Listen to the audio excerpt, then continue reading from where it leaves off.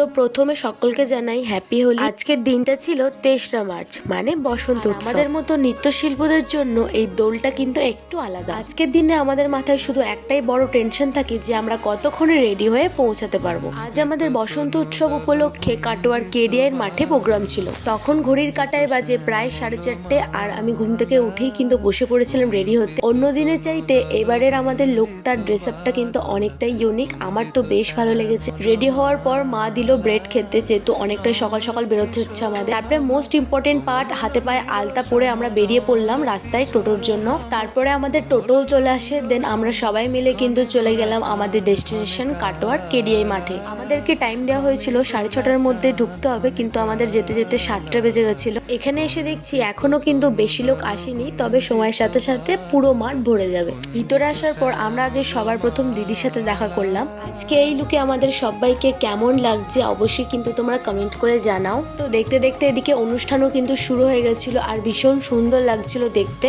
মনে একটু ভয় আর অনেকটা আনন্দ নিয়ে আমরা ওয়েট করছিলাম যে আমাদেরকে কখন ডাকা হবে।